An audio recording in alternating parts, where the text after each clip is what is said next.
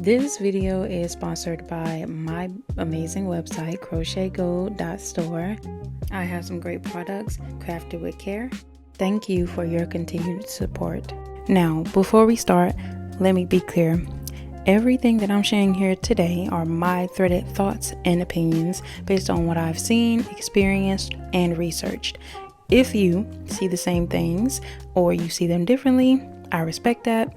Drop your perspective in the comments because that's how we grow together. Also, when I'm talking about specific people or situations, everything is alleged unless proven otherwise. Other than that, I'm just here to spark conversation, not to claim that I have all the answers or know these figures personally. Anywho, now that that is clear, let's get into the specific topic. So I want to start this off by saying that narcissism is a concept, not just a disorder that people can individually suffer from. And I do know that Bree Speaks, if you want to go watch her channel, talks about the narcissistic framework. And I've also enjoyed Tone Talks throughout the years and how he has just opened my eyes to thinking critically about the media that you're consuming on a different level. And the title is me like tipping my hat to him using the Black Decadent veil, because he did coin that phrase. So here are my thoughts on Jay-Z, and I can't say I have more complex feelings, I guess, because a part of the only reason why he was able to survive in this new generation is because of his ties to his wife Beyonce. Just the same as Diddy, who attached himself to any woman who, had cachet and was coming up in the industry and, didn't know much about how he got down until it was too late, possibly. But, and obviously it's a patriarchal flip on how they make you believe that a man is going to come into your life and add all his value and upgrade you, ironically. But what actually ends up happening is that, the woman takes on a lot of tangible downsides. And the only upside that she is supposed to be happy with is the intangible one. And that one being love, right? Which is a part of their first collaboration together and being about being crazy in love and not caring what her friends said, even though they were probably right. Which, just gives that she's a friend who won't take her own advice even when she sings it at you in a restaurant. But moving on from that, I have to bring her up because to me, other than those ties that they have together, I wouldn't have been an independent fan of Jay-Z. Even with that, I can't say that I am a fan at all, but I still do know more of his music than I would have. So to me, he just would have been the rapper that made like Big Pimpin' or whatever all those years ago, who probably would have meant more to a man who has circumvented his responsibilities for years, or for the man who, whose biggest accomplishment is how well he can penis whip a woman into submission, so which is, just patriarchal men to a T. And, men who are very tied to the patriarchy really care about Jay-Z's music, I'm sure. And we have to just acknowledge the failure of that, like having your identity wrapped into another man's identity. So through him living good, and being a billionaire is something that you feel is somehow helpful to you, right? That is a level of insanity that you can only actually see in the 6 hierarchical structures of narcissism that Bree talks about.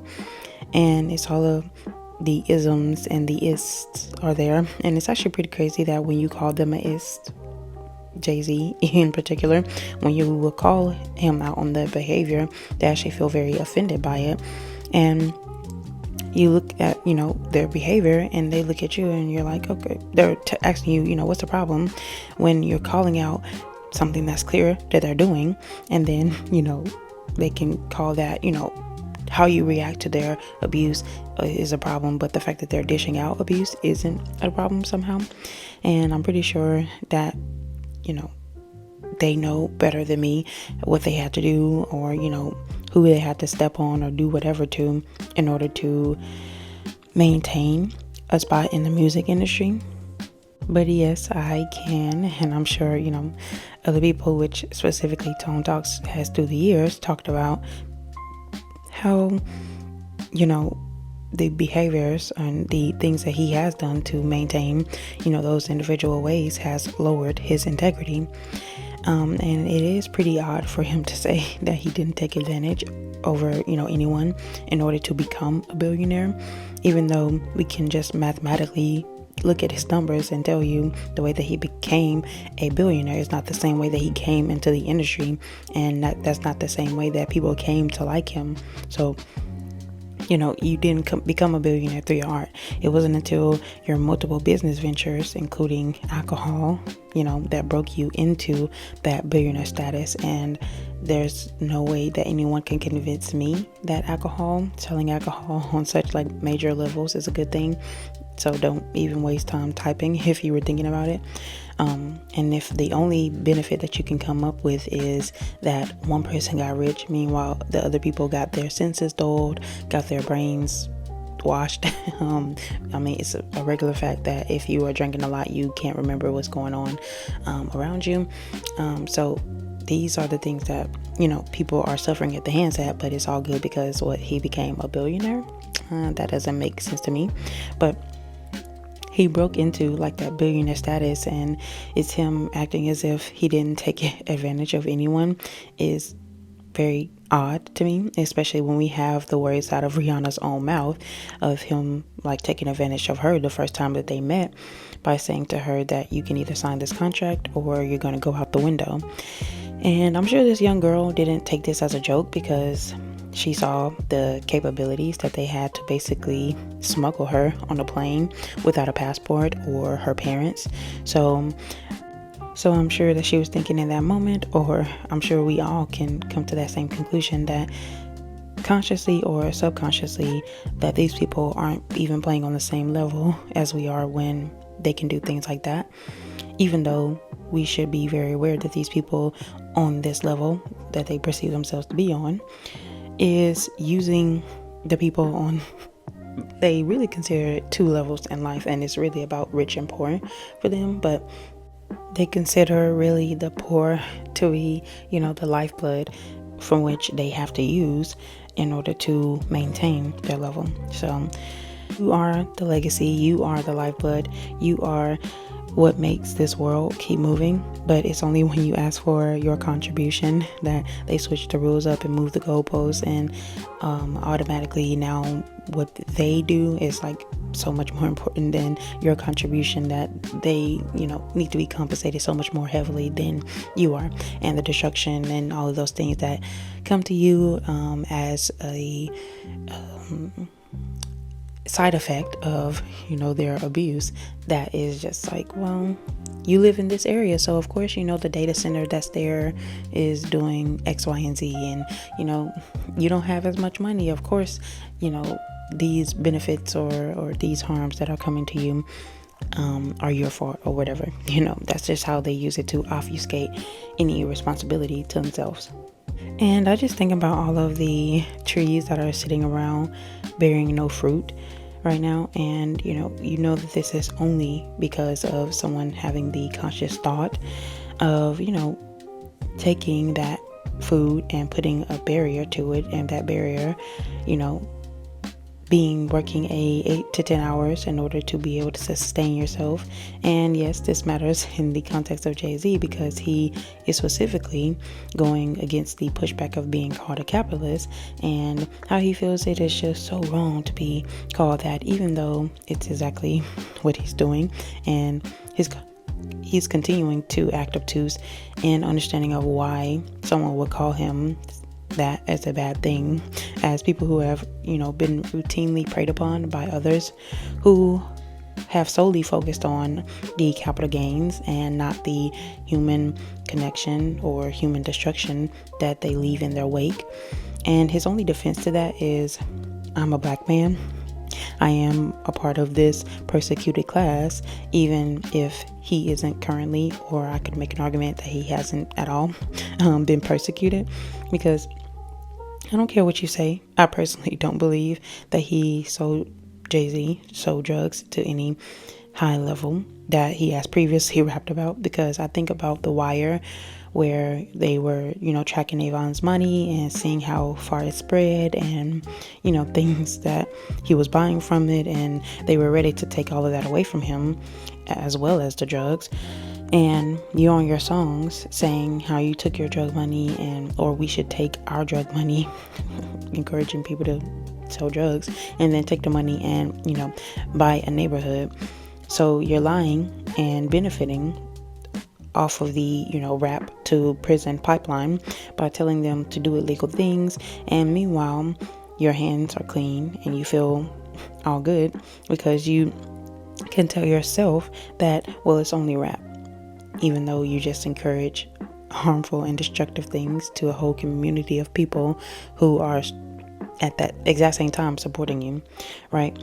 So like I said, you're lying and you're benefiting that rap music to prison pipeline by telling them to do illegal things, and you can keep yourself. Or is it the fact that he's, he may be someone's really good goyim by the fact that he can, sit here and tell you that he's done all these illegal things and that he's never got caught.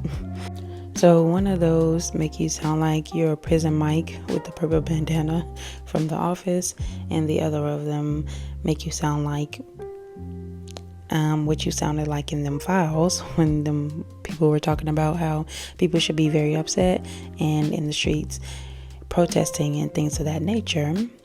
But they're not, because, Jay-Z came in and smoothed it all out and calmed it all down, right? And that's the very important part that we have to make as the acknowledgement about Jay-Z and any billionaire we can make the case for, because you do not become a billionaire in a vacuum. That's impossible. There are people who had to, benefit. Sure.